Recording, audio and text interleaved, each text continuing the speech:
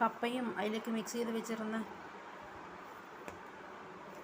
ആ പൊടികളെല്ലാം ഇല്ലേ, അത് നമ്മളെ ചപ്പാത്തി മാവ് പോലെയുള്ളത് കൗണ്ടർ ടോപ്പിലേക്ക് ഇട്ട് കൊടുത്തിട്ട് നന്നായിട്ട് ഇതേപോലെ കുഴച്ചെടുത്തിട്ട് വന്നിട്ടുണ്ട്. അപ്പോൾ ഇനി നമുക്ക് ഇത് ഒന്ന് പരത്തി കൊടുത്തിട്ട് ഇഷ്ടമുള്ള ഷേപ്പിൽ, നമുക്ക് എങ്ങനെയാണോ വേണ്ടത് ആ ഷേപ്പിൽ, ഇഷ്ടമുള്ള ഷേപ്പിൽ നമുക്കിതൊന്ന് കട്ട് ചെയ്തിട്ട് എടുത്തിട്ട് വരാം.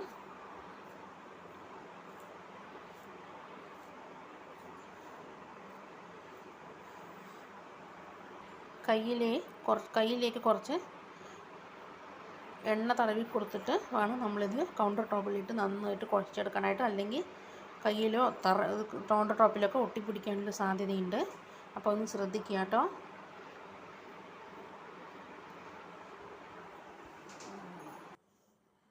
ഞാനിതാ ഈ കട്ടർ ഉപയോഗിച്ചിട്ട് ഈ ഷേപ്പിലാണ് കേട്ടോ കട്ട് ചെയ്തെടുത്തിട്ടുള്ളത്.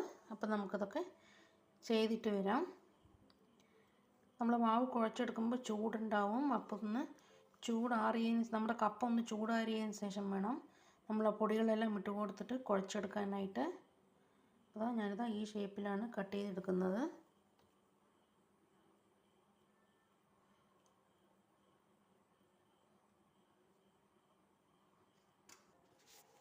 അങ്ങനെ ഞാനിതാ എല്ലാം ഇവിടെ ഈ ഷേപ്പിൽ കട്ട് ചെയ്ത് വെച്ചിട്ടുണ്ട്. നിങ്ങൾക്ക് വേണമെങ്കിൽ ഇങ്ങനെ റൗണ്ട് ഷേപ്പ് ആക്കിയിട്ട് കൊടുക്കുക കേട്ടോ. ഞാൻ കുട്ടികളൊന്ന് അട്രാക്റ്റ് ചെയ്യാൻ വേണ്ടിയിട്ടാണ് ഞാൻ ഈ ഷേപ്പിൽ കട്ട് ചെയ്ത് എടുത്തിട്ടുള്ളത്. നിങ്ങൾക്ക് വേണമെങ്കിൽ ഇങ്ങനെ റൗണ്ട് ഷേപ്പിലാക്കിയിട്ടും എടുത്തിട്ട് ഇതിനകത്തേക്ക് ചീസ് ഇഷ്ടമുണ്ടെങ്കിൽ ചീസ് വെച്ച് കൊടുത്തിട്ട് ഇതിനെ നന്നായിട്ടൊന്ന് ക്ലോസ് ചെയ്ത് വീണ്ടും ഇതേപോലെ ആക്കി പരത്തിയെടുത്തിട്ട് നമ്മൾ നേരത്തെ റെഡിയാക്കി വെച്ചിരുന്നില്ല ബാറ്ററിൽ മുക്കിയെടുത്തിട്ട് നമ്മൾ ഈ വെർമിസെല്ലിയിൽ ഒന്ന് കോട്ട് ചെയ്തിട്ട് ഒരു 10 മിനിറ്റ് ഫ്രീസറിൽ വയ്ക്കുക. അതിനുശേഷം എണ്ണ ചൂടാക്കി അതിൽ ഫ്രൈ ചെയ്തെടുത്താൽ നമ്മുടെ കപ്പ കൊണ്ടുള്ള സ്നാക്ക് ഇവിടെ റെഡി ആയിട്ടുണ്ടാവും. നമ്മളതാ അതിന്ന് ഒരു ഫ്ലവർ എടുത്തു. അതിനകത്തേക്ക് കുറച്ച് ചീസ് വെച്ച് കൊടുത്തിട്ടുണ്ട്. ഇനി ഇത് വീണ്ടും ഒരു ഫ്ലവർ ഇതിൻ്റെ മുകളിലേക്ക് വെച്ച് കൊടുത്തിട്ട് എല്ലാ സൈഡും ഒന്ന് ക്ലോസ് ചെയ്തെടുത്തിട്ട് നമുക്കിതാ ഇതേപോലെ ആക്കി എടുക്കാനായിട്ടുണ്ട്. ചീസ് വെച്ച് കൊടുത്തിട്ടുണ്ട്. ഇനി ഇതിൻ്റെ മുകളിലേക്ക് ഒരു ഫ്ലവറും കൂടെ വെച്ച് കൊടുത്തിട്ട് ഒന്ന് ക്ലോസ് ചെയ്തെടുക്കാം. നമ്മളിതാ എല്ലാം ഇവിടെ റെഡിയാക്കി എടുത്തിട്ടുണ്ട്. ഇനി ഇതിന്ന് ഓരോന്നോരോന്നേ എടുത്തിട്ട് ഈ ബാറ്ററിലേക്ക് മുക്കിയിട്ട് ഇങ്ങനെ കോട്ട് ചെയ്തെടുക്കാം.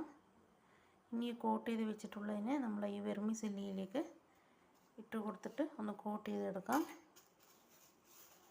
ഇനി ഇതൊരു 10 മിനിറ്റ് ഒന്ന് ഫ്രീസറിൽ വെച്ചെടുത്ത ശേഷം വേണം നമ്മൾ ഓയിൽ ചൂടാക്കിയിട്ട് അതിലിട്ടിട്ട് പൊരിച്ചെടുക്കാനായിട്ട്. നമുക്കിതെല്ലാം കൂടെ ചെയ്തിട്ട് വരാം.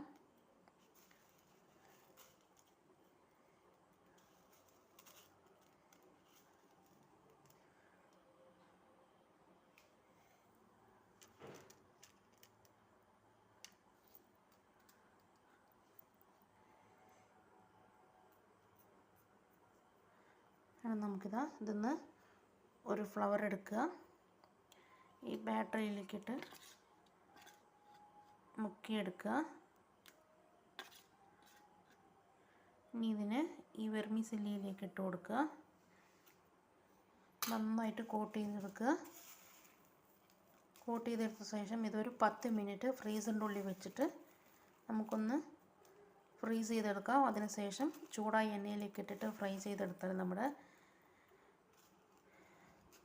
ടാപ്പിയോക്ക കപ്പ കൊണ്ടുള്ള സ്നാക്ക് ഇവിടെ റെഡി ആയിട്ടുണ്ടാകും. നമ്മളകത്ത് ചീസ് ഫില്ലിംഗ് എല്ലാം വെച്ച് കൊടുത്തിട്ടുണ്ട്. നമ്മുടെ മക്കൾക്ക് ചീസ് ഇഷ്ടമുള്ളത് കാരണം ഞാനിവിടെ ചീസ് ഫില്ലിങ്ങായി വെച്ച് കൊടുത്തിട്ടുണ്ട്. അങ്ങനെ എല്ലാം ഇവിടെ റെഡിയാക്കി എടുത്തിട്ടുണ്ട്. ഇനി ഇതൊരു 10 മിനിറ്റ് ഫ്രീസറിൽ വയ്ക്കാം. അതിനുശേഷം പുറത്തെടുത്തിട്ട് നമുക്കിത് എണ്ണ ചൂടാക്കി അതിലിട്ട് 2 സൈഡും ഒന്ന് ഫ്രൈ ചെയ്തെടുക്കാം. അങ്ങനെ ചെയ്തെടുത്താൽ നമ്മുടെ കപ്പ കൊണ്ടുള്ള സ്നാക്ക് ഇവിടെ റെഡി ആയിട്ടുണ്ടാകും. ഞാൻ ഇതിനകത്തേക്ക് ചീസ് ഫില്ലിംഗ് ആയിട്ട് വെച്ച് കൊടുത്തിട്ടുണ്ട്.